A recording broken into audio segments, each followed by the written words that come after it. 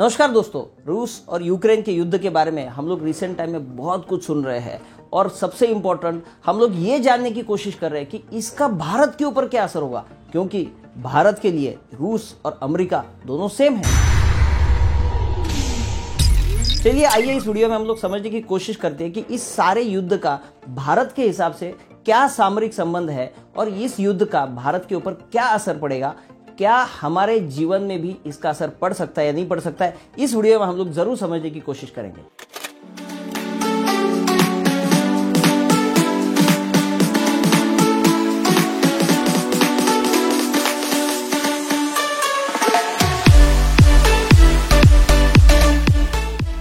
भारत के रूस और अमेरिका दोनों के साथ सामरिक संबंध है, इसलिए अगर भारत रूस का साथ देता है तो अमेरिका नाराज हो जाएगा और यूक्रेन के पक्ष में अगर हम लोग खड़े रहते हैं तो अमेरिका नाराज हो जाएगा। इसलिए भारत को अमेरिका को नाराज करके भी नहीं चलेगा और ना ही रूस को। रूस और यूक्रेन के बीच का तनाव काफी वर्षों से चालू है। इसके चलते दोनों देश के बीच में जंग के हालात बन चुके हैं। हालांकि रूस ने यूक्रेन की सीमा पे कुछ सैनिकों को अभी रिसेंटली पीछे भी ले लिया, लेकिन मौजूदा हालात अगर हम लोग देखते हैं तो तनाव मुक्त होते हुए नहीं दिख रहे, क्योंकि अभी भी बड़ी संख्या में दोनों सीमाओं पर सैनिकों की तैनाती है जो युद्ध को होने से रोक नहीं सकती। यूरोप में जारी इस युद्ध संकट के बीच यूक्रेन पर एक छोटा साइबर अटैक भी हुआ है। उधर अमेरिका का कहना है कि अभी भी युद्ध संभावित है।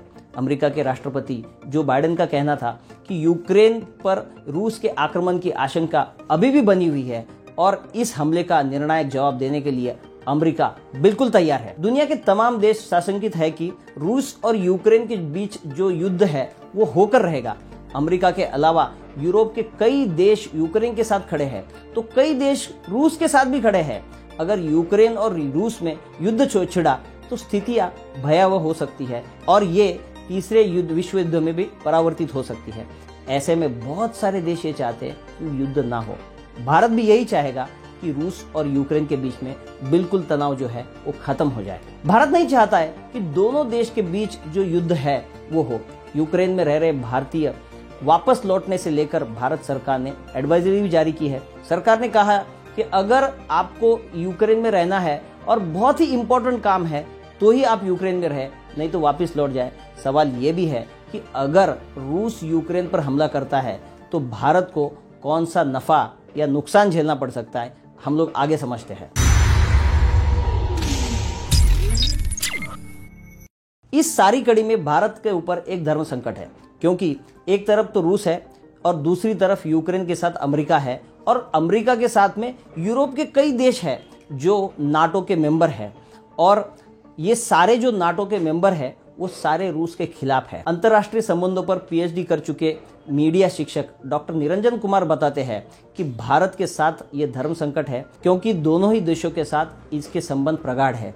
वही यूक्रेन के पक्ष में खड़े यूरोपीय देश के साथ भी भारत के बहुत अच्छे संबंध है। अगर हम लोग कुल जमा देखें तो भारत के अहम भागीदारों में उन देशों की गिनती होती है। अपने पंचशील सिद्धांतों को मानने वाला भारत आपसी विवाद में बिल्कुल दखल नहीं देता है, क्योंकि आज भी भारत का सबसे बड़ा डिफेंस पार्टनर रूस ही है। अभी दिसंबर 2021 में हमने उनसे S-400 के एयर डिफेंस सिस्टम खरीदा है, जो कि करीबन 39,000 करोड़ की डील है। भारत का 58% आर्म्स बजट रूस से खरीदे हुए आर्म्स पर ही खर्च होता है और अमेरिका के साथ तो हमारे बहुत गहरे व्यापार और सामरिक संबंध है, जिसके बारे में एक लंबी बात हो सकती है।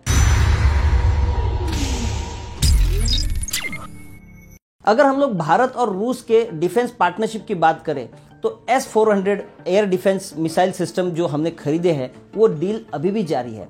भारत उम्मीद जताता है कि इससे अमेरिका को आपत्ति नहीं होगी।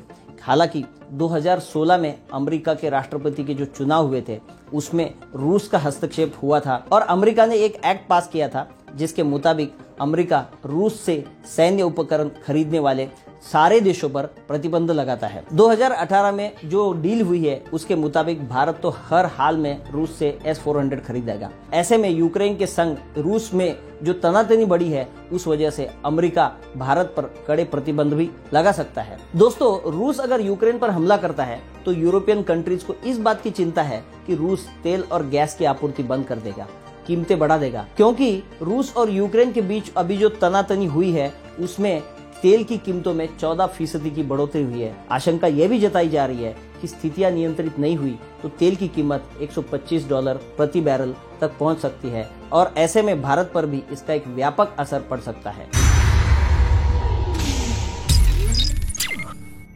भारत की एक बड़ी चिंता यह भी है कि यूक्रेन में 20,000 से अधिक लोग भारतीय नागरिक हैं और इसमें ज्यादातर मेडिकल स्टूडेंट्स हैं। वहीं पर आईटी, फार्मा और इंजीनियरिंग सेक्टर में भी बड़ी संख्या में लोग वहां पर जॉब कर रहे हैं। भारत की बड़ी चिंता अपने नागरिकों की सुरक्षा को लेकर के भी है। रूस अगर यूक्रेन में दखल देता है तो युद्ध से जो स्थितियां पैदा होगी उसमें भारतीय भी फंसेंगे और इसी को लेकर भारत ने एक एडवाइजरी जारी की है कि भारतीय नागरिक यूक्रेन से यथासंभव जल्द से जल्द वापस लौट जाए या वहां ना जाए।